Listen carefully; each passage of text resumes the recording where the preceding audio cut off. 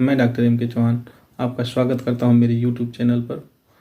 आज हम जानेंगे हेयर फॉल के बारे में। लेकिन दोस्तों, ये 40 तरह से बालों का झड़ना पाया जाता है और उनमें से कुछ तरीके ऐसे हैं जिनमें बालों का रीग्रोथ पॉसिबल है, कुछ ऐसे हैं जिनमें बालों का रीग्रोथ पॉसिबल नहीं है और उनके लिए मेडिसिन लेने की ज़रूरत नहीं है, क्योंकि मेडिसिन के बाद भी वो बाल आने वाले नहीं हैं। इसमें से एक तरीका होता है जिसे हमारी मेडिकल भाषा में कहा जाता है alopecia areata. Patches hair loss means छोटे छोटे धब्बों में बाल हमारे झड़ जाते हैं और इसको कहा जाता है एलोपेशिया एरियाटा। इसमें हम मेडिसिन प्रिस्क्राइब करते हैं फास्फोरस, मेजेरियम, एसिड फ्लोर। दूसरा होता है दोस्तों एलोपेशिया यूनिवर्सैलिस। इसके लिए कोई जगह फिक्स नहीं होती है और इसमें पूरे सर से बालों का झड़ना पाया जाता है। कंप्लीट हेयर लॉस कहते हैं इसको। इसमें हम लोग मेडिसिन प्रिस्क्राइब करते हैं सिफिलिनम, tuberculinum, acid floor. Immunity disorder like auto immune disorder, जहाँ से बालों का ग्रोथ होना पाया जाता है या फिर रीग्रोथ होने के चांसेस होते हैं, वहाँ से बालों हेयर फॉलिकल को डिस्ट्रॉय कर देते हैं। एंड्रोजेनिक एलोपेशिया, आप स्क्रीन पे देखिए, आपको स्पष्ट अंतर पता चलेगा। Male pattern hair loss, female pattern hair loss, क्या अंतर होता है आप स्क्रीन पे देख सकते हैं और क्या क्या अंतर हैं आप इसको समझ सकते हैं। Immunity disorder means complete loss of hair follicle. Hair follicle पूरी तरह से डिस्ट्रॉय हो जाते हैं।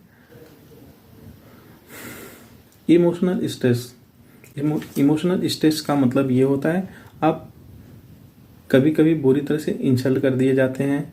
फैमिली में हो सकता है, ऑफिस में हो सकता है, या फिर आप जहाँ काम करते हैं आपको फैमिली में इंसल्ट कर दिया जाता है, या फिर आपको बहुत बुरी तरह से किसी बात की ठेस पहुँचती है।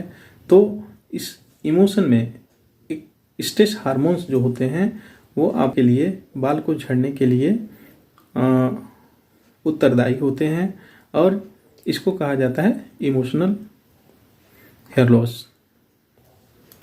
आफ्टर कोविड हमने ऐसा देखा है कि काफ़ी पेशेंट्स जो ऐसे हैं जिनके बाल झड़ रहे हैं, उनमें हमने ये कंक्लूजन निकाला है कि पोस्ट कोविड हेयर लॉस, कोविड-19 के बाद से भी काफ़ी बाल झड़ रहे हैं लोगों के।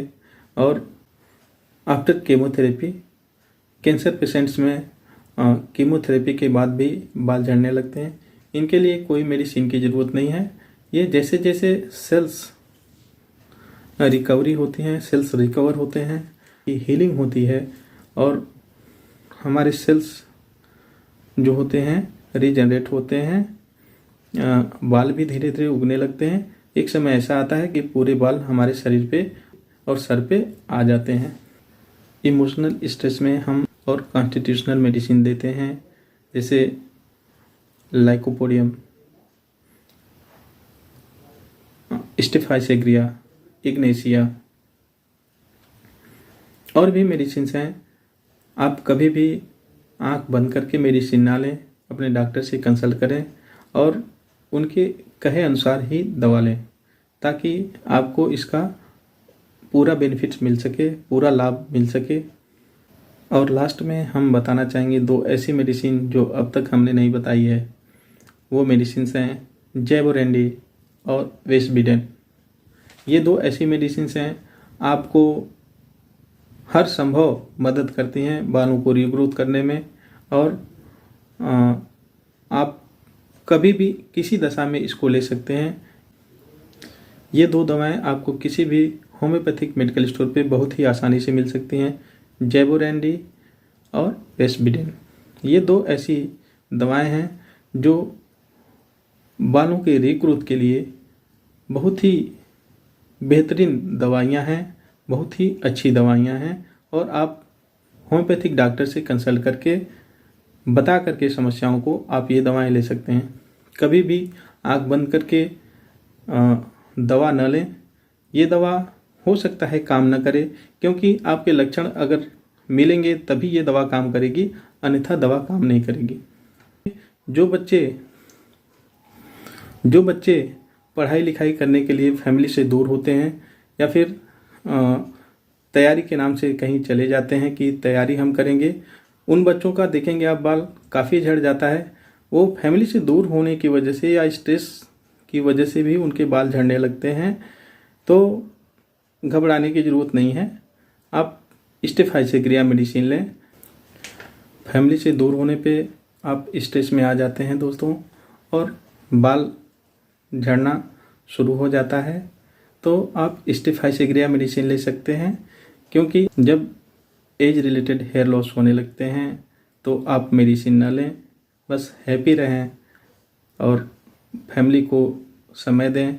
आपके बाल आने न आने से उसका कोई फ़र्क नहीं पड़ता है। फैमिली को हैप्पी रखें, खुद हैप्पी रहें।